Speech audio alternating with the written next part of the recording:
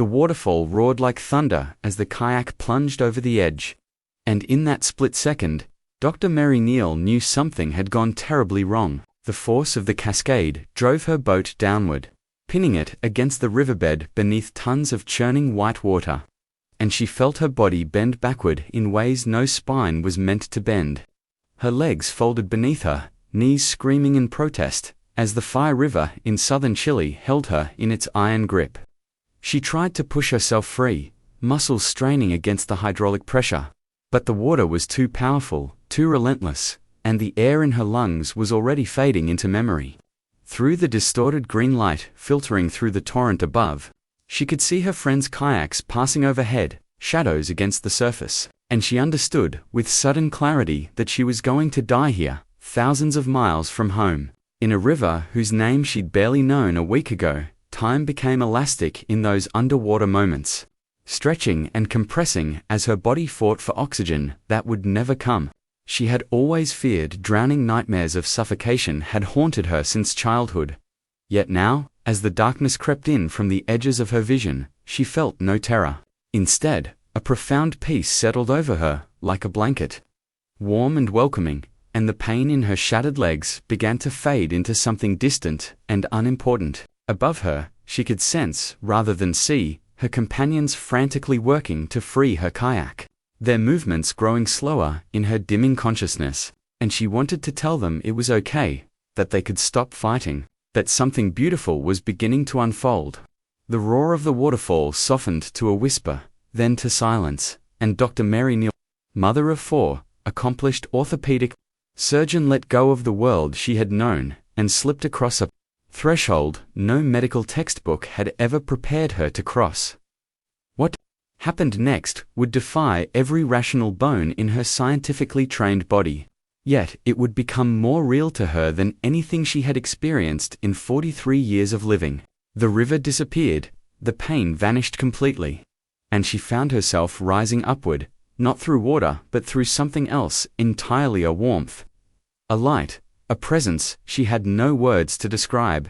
She looked down and saw her own body still trapped in the kayak, lifeless and broken. While paramedics would later tell her she was underwater for at least 15 minutes, perhaps as long as 30, far beyond the point where brain death begins. But Mary wasn't thinking about her body anymore, because ahead of her she could see beauty that made the grandest mountains and the most brilliant sunsets look like faded photographs. And she could hear music that seemed to emanate from the very fabric of existence itself. And she knew with a certainty that transcended all doubt that she was going home to a place she had always belonged but had simply forgotten. The question that would haunt her for years afterward wasn't whether heaven was real, but why she would eventually have to leave it and return to the broken body waiting at the bottom of that Chilean river. Before we continue, leave your like, share our story, and subscribe to the channel. Thank you. Mary Neal had not grown up expecting to have a conversation with God on a Thursday afternoon in January. She had been raised in Michigan with a comfortable faith, the kind that showed up for church on Sundays and said grace before dinner, but didn't particularly interfere with the serious business of building a successful life. She had excelled at the University of Kentucky, then conquered UCLA Medical School with the same determined focus that had carried her through every challenge she'd faced. At USC, she had become one of the few female orthopedic surgeons in her field, eventually rising to director of spine surgery, a position that demanded precision, rationality, and an unwavering trust in what could be measured and proven. She had married Bill, another orthopedic surgeon who shared her passion for medicine and adventure, and together they had built a life that looked, from the outside, like the American dream perfectly executed. Their 4 children, Betsy, Willie, and Peter, had grown up in a home filled with laughter and ambition, where dinner-table conversations bounced between homework help and surgical techniques. Mary had managed the impossible balance of being both a pioneering surgeon and a devoted mother, though she would later admit that balance had often felt more like controlled chaos, with a live-in nanny helping to bridge the gaps when she was in the operating room rebuilding someone's shattered spine. She and Bill loved the outdoors with the same intensity they brought to their medical practices, spending their rare free time kayaking rivers across the American West. The adrenaline of navigating rapids providing a counterpoint to the controlled environment of the hospital. By 1999, they were experienced paddlers, comfortable with challenging whitewater and the 15-foot waterfalls that made their friends back home shake their heads in bemused concern. The trip to Chile had been years in the making, a bucket list adventure with close friends who owned a rafting and kayaking company and had been running expeditions to South America for years.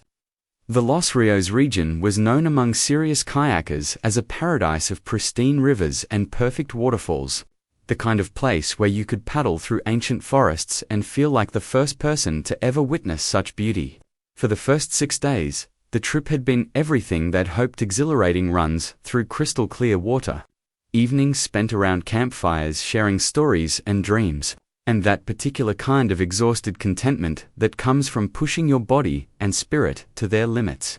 Mary had felt more alive than she had in months. The pressures of her surgical practice and the constant demands of family life falling away with each stroke of her paddle. January 14 was supposed to be their last day on the river, and they had chosen a section of the Phi River famous for its series of waterfalls. Nothing extreme by their standards. Just drops of 15 to 20 feet that would provide a thrilling finale to an already perfect week. Mary had run similar waterfalls dozens of times, and as she and her group scouted the route that morning, everything looked clean and manageable. The sun was bright, the water was running at a good level, and she felt that familiar mix of anticipation and focus that came before any challenging rapid. She had no premonition, no sense of foreboding, no warning from the universe that this ordinary Thursday would split her life into a before and an after that could never be reconciled. The first several drops went perfectly, each successful run building her confidence and joy.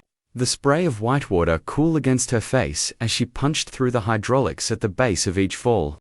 But then, as she approached what should have been a straightforward waterfall, another kayaker blocked the obvious line, forcing her to improvise a route she hadn't scouted. She went over the edge at a slightly wrong angle, and when her kayak hit the bottom, it didn't punch through the hydraulic as it should have. Instead, it dove straight down nose first, and lodged itself against the rocks beneath the full force of the waterfall.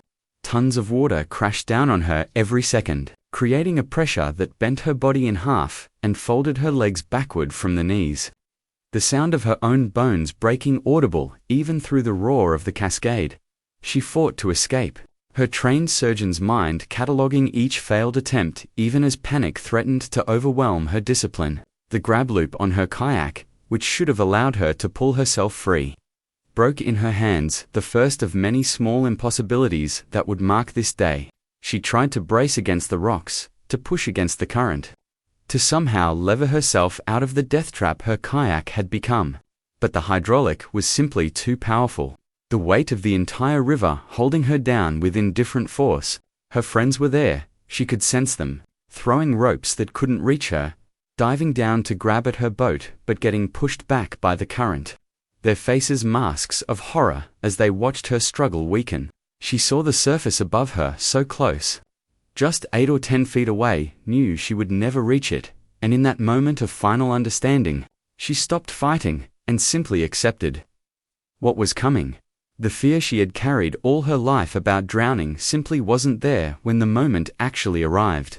Instead, as the last of her air ran out and her lungs began to pull in water, she felt herself enveloped by a peace so complete it seemed to reshape reality itself. The pain in her shattered legs didn't exactly disappear. She could still sense it in some distant way, but it no longer mattered. No longer had the power to disturb the profound tranquility settling over her consciousness. She became aware that she was no longer alone in the water, that presences she couldn't quite see were there with her, surrounding her, and their nearness brought a comfort deeper than any she had known in human relationships. The roar of the waterfall faded to a whisper, then to a hum, then to a silence that felt alive and welcoming, and she understood she was transitioning from one form of existence to another as naturally as walking from one room into another. Then she was above the river, looking down at her own body still trapped in the red kayak, and the sight filled her not with horror but with a strange detachment, as though she were observing a stranger's misfortune. Her friends were still fighting to free the boat, and she could see everything with perfect clarity, the desperation in their movements, the way time seemed to be stretching impossibly long, the exact color of the blood seeping into the water from her injuries. But she felt pulled away from the scene, drawn upward by something far more compelling than gravity or duty. And when she turned her attention in the direction of that pull, she saw light unlike anything physics could explain. It wasn't the light of the sun or stars, wasn't electromagnetic radiation traveling at a fixed speed, was light that seemed to contain consciousness, love, welcome, and homecoming all folded into its radiance. And moving toward it felt like the most natural thing she had ever done. The beings who accompanied her appeared at first as silhouettes of light, humanoid in shape, but composed of something far more luminous than flesh. They communicated without words, their thoughts flowing directly into her understanding with perfect clarity, and she found she could respond in the same way. The clumsiness of verbal language left behind, like training wheels she no longer needed. They emanated warmth and affection, and though she couldn't see their faces clearly, she knew them with a depth of recognition that suggested these weren't strangers but companions. She had known long before birth, and would know long after death. They were escorting her somewhere, and she trusted them completely, the way a child trusts a beloved parent's hand in a dark room. And as they moved together through space that seemed to exist outside normal dimensions, she became aware of beauty unfolding all around her. She found herself in what she would later struggle to describe as anything other than heaven, not the cartoon version, with clouds and harps, but a place of such overwhelming beauty and order that it made Earth's most stunning vistas look like rough sketches. There were structures she called buildings, though they seemed composed of light and color rather than matter. Their architecture following principles that made perfect sense here, but would be impossible to reproduce in three-dimensional space. There were gardens, or something like gardens, where flowers bloomed in colors that didn't exist in the visible spectrum she had known, each petal seeming to sing its own note in a symphony of existence. Everything moved and breathed together, a cosmic dance where each element was both independent and perfectly integrated into the whole.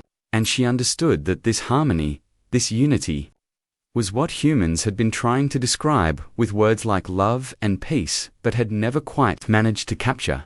The music was everywhere and nowhere, not coming from any direction, but seeming to emerge from the very fabric of reality itself. She could hear individual notes and voices, yet also experience it as a unified whole. The way you might see both the individual threads and the complete tapestry simultaneously. It wasn't music for entertainment or background.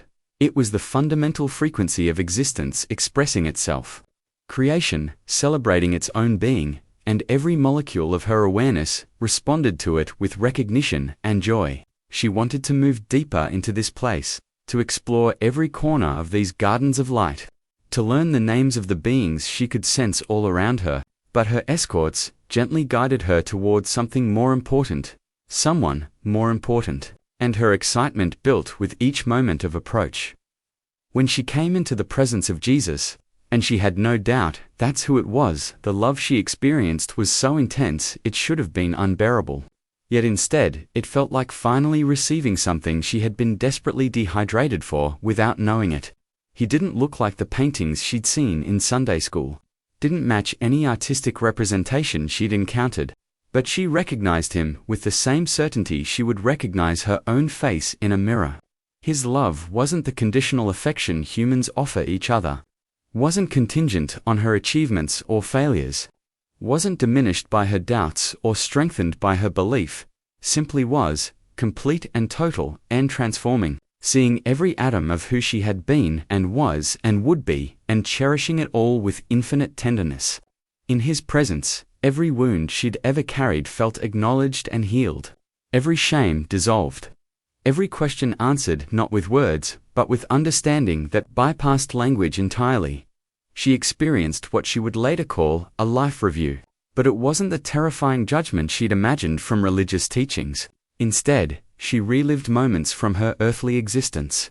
But from a completely different perspective, feeling not just her own emotions, but the emotions of everyone her actions had touched. Understanding the ripple effects of both her kindnesses and her cruelties, with devastating clarity. She saw the neighbor boy who had molested her as a child, and instead of rage, she felt compassion for the pain that had driven him to hurt others. Understanding his story without excusing his actions, she watched herself as a surgeon, and felt the relief and gratitude of patients whose lives she'd improved, but also the anxiety her sometimes brisk manner had caused staff members who were trying their best. Every interaction, every choice, every word spoken in anger or love revealed its true impact, and, through it all, she felt only acceptance and understanding from the presence beside her. No condemnation, only an invitation to learn and grow. told her things showed. Her things about her future that she desperately didn't want to know.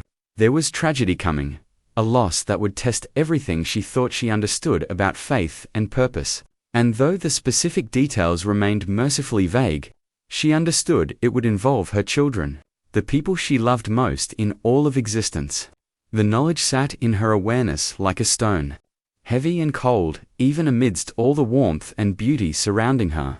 And she wanted to refuse it, to say she would rather stay here in heaven than return to face such pain. But she also understood was being shown that her life wasn't finished, that there was work she still needed to do, people she was meant to help, a story she needed to tell that would bring hope to others struggling to believe that anything existed beyond the material world, she realized.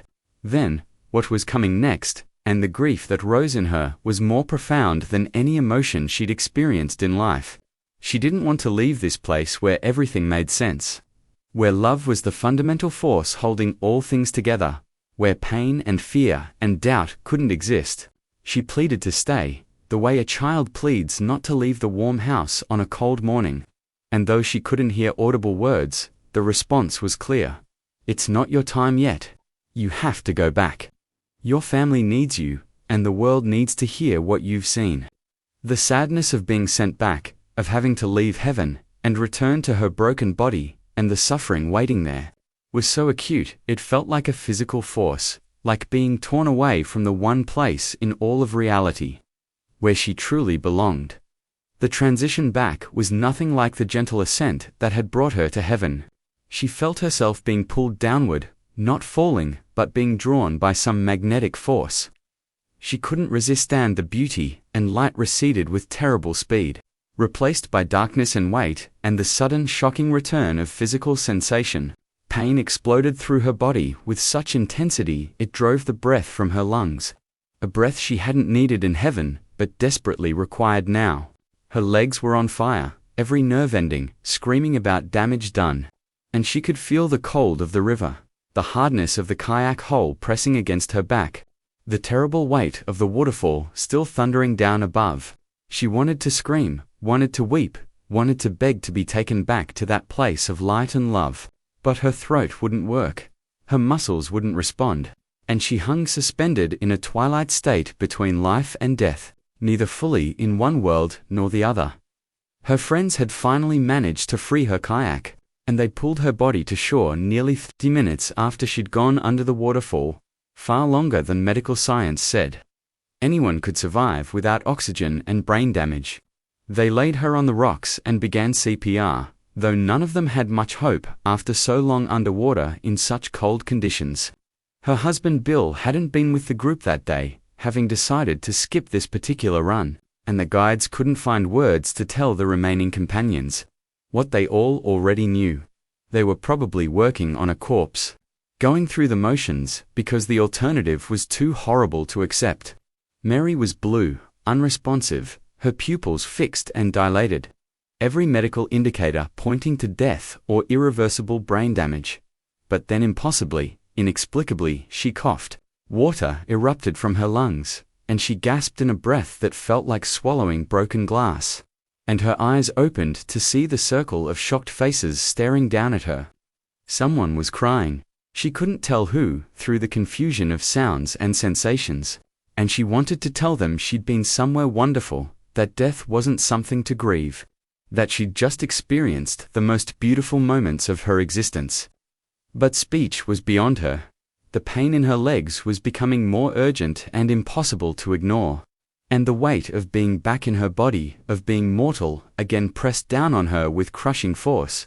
A local man appeared, seeming to materialize from the forest, and helped carry her to the nearest road, where an ambulance was waiting in another of the day's many small miracles. The next hours were a blur of pain and medical crisis. Her lungs filling with fluid from the near drowning, her shattered legs requiring immediate attention that the small Chilean clinic couldn't provide. Bill, who had been at the lodge when word reached him, drove through narrow mountain roads with desperate speed and arrived just as they were loading Mary into an ambulance, his medical training warring with his husband's terror as he examined the extent of her injuries. The local doctors, with limited resources, did their best to stabilize her. But everyone understood she needed to get back to the United States for proper treatment. Against all medical advice, Bill and Mary decided to make the journey, a decision that would require 2 flights, endless paperwork, and Mary's iron will not to die on the way home to her children.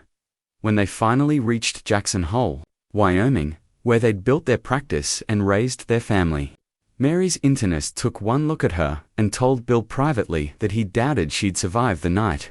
Her lungs had developed severe pneumonia and acute respiratory distress syndrome. Her legs were mangled beyond what seemed repairable, and her body had endured trauma that would have killed most people at the riverbank. But Mary had been told in heaven that she had work to do, and that knowledge sustained her through the fever dreams and the surgeries and the endless nights, when pain made sleep impossible. She was hospitalized for more than a month, wheelchair-bound for longer still, and didn't return to her surgical practice for over 6 months, an eternity for someone whose identity had been so bound up in her ability to fix other people's broken bodies. The physical recovery was agonizing, but the spiritual confusion was worse. How did you explain to your colleagues that you'd been dead and gone to heaven? How did you tell your children that you'd met Jesus and been sent back with messages about suffering to come? How did you reconcile the absolute reality of what you'd experienced with the plunged skeptical rationalism that medical training had drilled into every fiber of your being? Mary found herself caught between 2 worlds, living in a body that kept reminding her of earthly limits, while her spirit remembered the infinite freedom of heaven. She would be doing physical therapy, gritting her teeth through the pain of relearning to walk, and suddenly she'd be ambushed by the memory of that music, that light, that love. And the tears would come unbidden because she missed it with an ache that had no earthly cure. Her friends and family didn't know what to make of the changes in her. Mary had always been driven, focused, perhaps a little too intense about achievement and control, but now she seemed different, softer in some ways, more certain in others, with a new patience for things that used to frustrate her, and a strange fearlessness about things that should have terrified her. She talked about her accident differently than they expected. Not as a tragedy she'd survived, but as a gift she'd been given. And when they asked if she was glad to be alive, her answer came slowly, carefully, because the honest truth was that part of her would have chosen to stay in heaven if the choice had been hers to make. But it wasn't her time, she'd been told, and gradually she began to understand what that meant. She started speaking about her experience first to small groups at her church, then to larger gatherings, then eventually to anyone who would listen. The words came haltingly at first, because how did you describe colors that didn't exist on earth? Or love that transcended all human categories? Or music that seemed to be the voice of creation itself? But she kept trying, kept refining her testimony, because she'd been given a mandate in heaven and she intended to fulfill it. People responded with hunger she hadn't expected, sharing their own stories of loss and doubt and desperate hope that something existed beyond the darkness of death. She heard from hospice nurses who'd watched their patients' peaceful transitions and always wondered what they were seeing in those final moments. She talked with grieving parents who needed to believe their children were somewhere beautiful. She met with skeptics who wanted to poke holes in her story and found themselves instead confronting the quiet certainty in her eyes. The book came later, To Heaven and Back, written not because she wanted fame or attention, but because the story insisted on being told, refused to stay contained in her heart, where it was safe and private. She wrote about the kayaking accident with the precision of a surgeon, detailing every medical impossibility she'd survived. She wrote about heaven with the wonder of a child, reaching for metaphors and analogies that always fell short but might give readers a glimpse through the veil. She wrote about coming back with the honesty of someone who'd rather have stayed, who'd been given a second chance at life, but also tasted something so much better that earthly existence would always feel like exile by comparison. The manuscript sat finished on her desk for months before she found the courage to submit it, terrified of judgment, of mockery, of being dismissed as delusional or attention-seeking. When the book became a #1 New York Times bestseller, selling over 1 million copies, Mary understood it wasn't about her writing skill or marketing savvy, it was about the universal hunger for hope, for evidence that death isn't the end, for reassurance that the people we love who've died are somewhere beautiful. She appeared on the Today Show, and Matt Lauer asked her the questions everyone wanted answered. Was heaven real? Did she really meet Jesus? How had the experience changed her? She sat in the studio lights, surrounded by cameras and producers, and spoke with the same quiet certainty she'd carried since that January day in Chile. Heaven is more real than this earth we're standing on. And death is not something to fear, but something to prepare for with hope and anticipation. The message she'd been sent back to share wasn't just about heaven's beauty, was about living differently here on earth because of what waited beyond. She talked about the life review she'd experienced, how every action and word and thought had ripple effects far beyond what we could imagine, and how we needed to love more generously, forgive more completely, and live each day as though it mattered eternally because it did. She encouraged people to look for God's presence in the small miracles of daily life, to pay attention to the divine interventions they might be missing because they were too busy, or too skeptical, or too focused on earthly definitions of success. She reminded audiences that their time on earth was training ground, preparation for the eternal existence waiting beyond, and that the challenges they faced weren't punishment, but opportunities to develop the qualities, compassion, courage, faith, they would carry into forever. 9 years after the kayaking accident, the tragedy she'd been warned about in heaven came to pass. Her son Willie, 19 years old and full of life and promise, was killed in a car accident in Maine when another driver, distracted by his cell phone, struck Willie's vehicle. The grief was exactly as devastating as Mary had known it would be, perhaps worse for having lived in its shadow for nearly a decade, but she faced it with a certainty her faith would never have provided without her heavenly encounter. She knew not believed, not hoped, but knew that Willie was in that place of light and love and music, that he was experiencing the same overwhelming joy she'd tasted for those brief moments. She knew she would see him again, whole and happy, in a realm where time had no meaning and separation was impossible. The pain was still immense, still capable of bringing her to her knees on random Tuesday afternoons, but it wasn't the pain of permanent loss, it was the pain of temporary separation from someone she'd be reunited with in the blink of eternity's eye.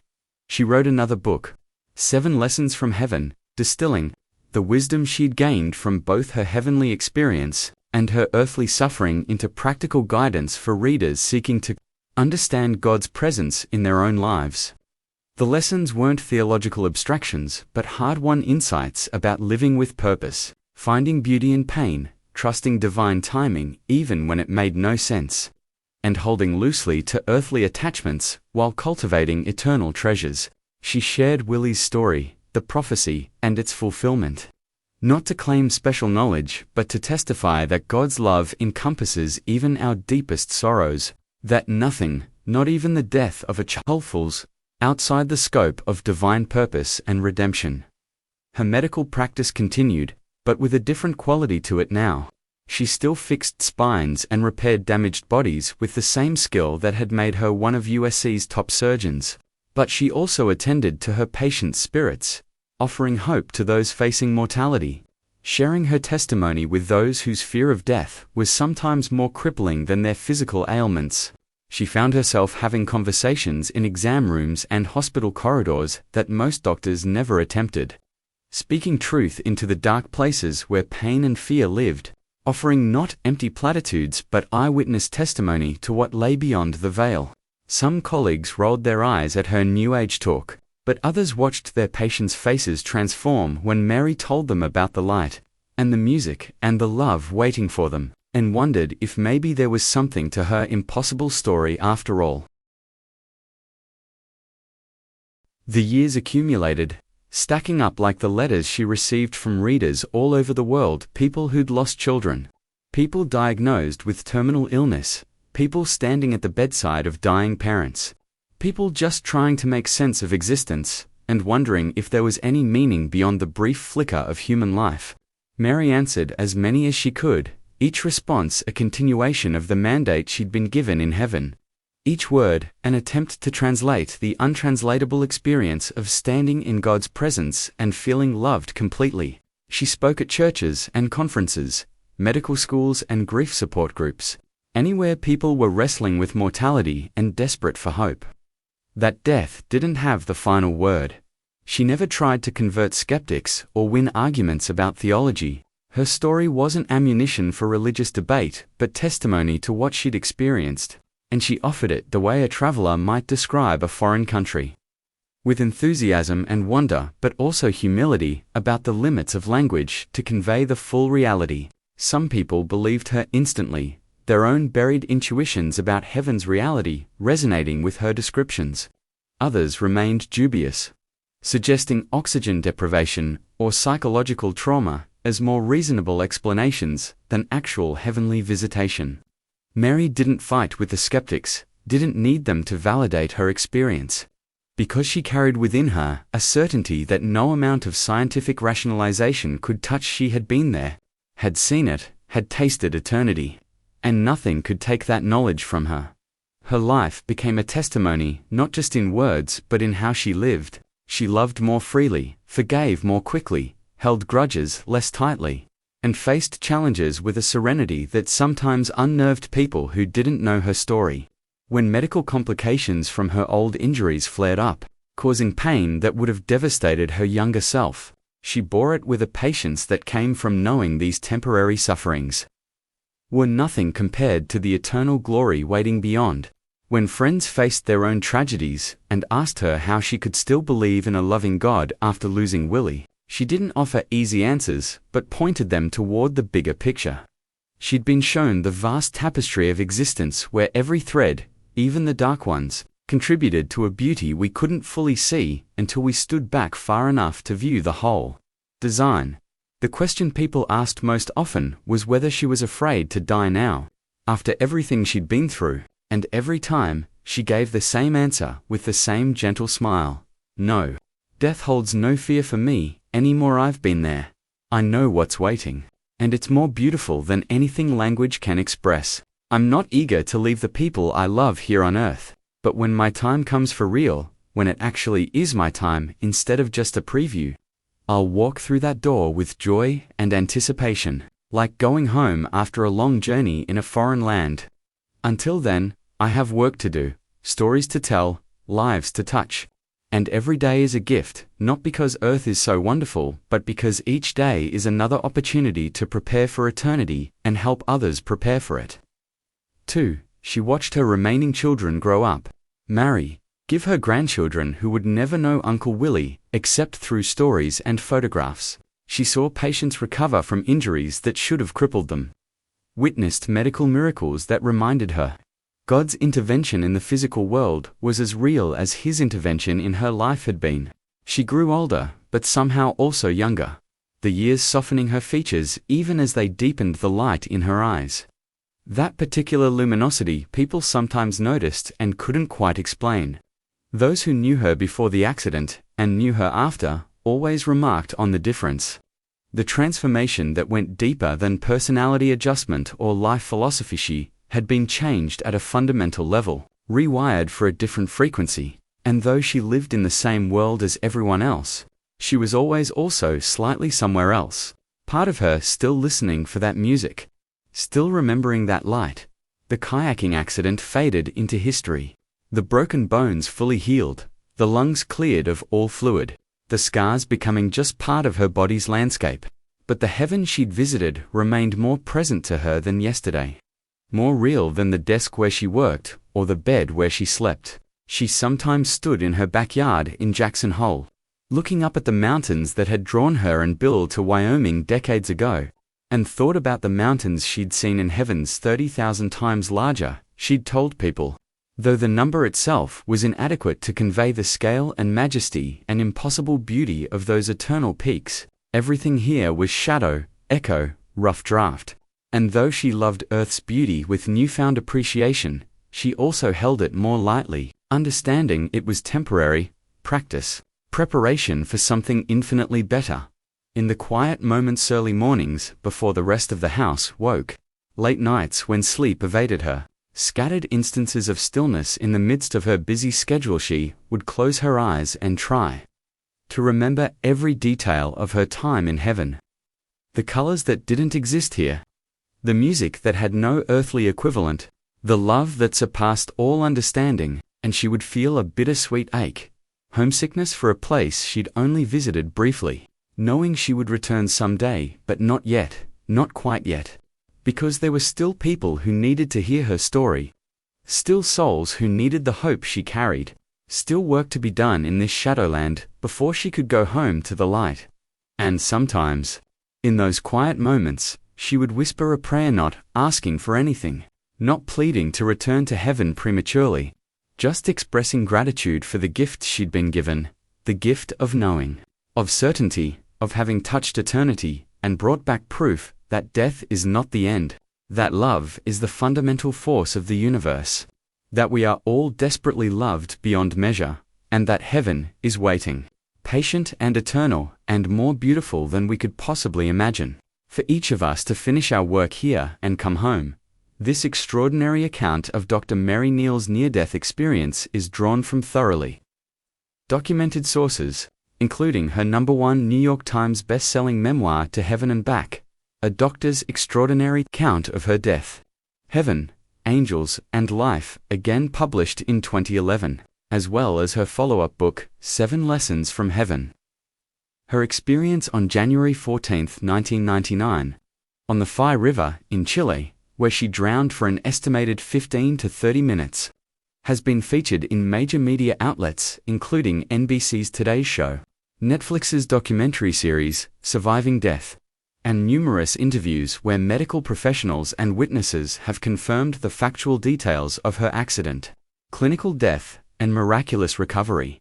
Dr. Neal, a board-certified orthopedic spine surgeon and former director of spine surgery at USC, continues to share her testimony of heaven's reality and God's redemptive love with audiences worldwide, offering hope to millions who seek assurance that death is not the end, but a doorway to something infinitely more beautiful than anything we could imagine here on earth.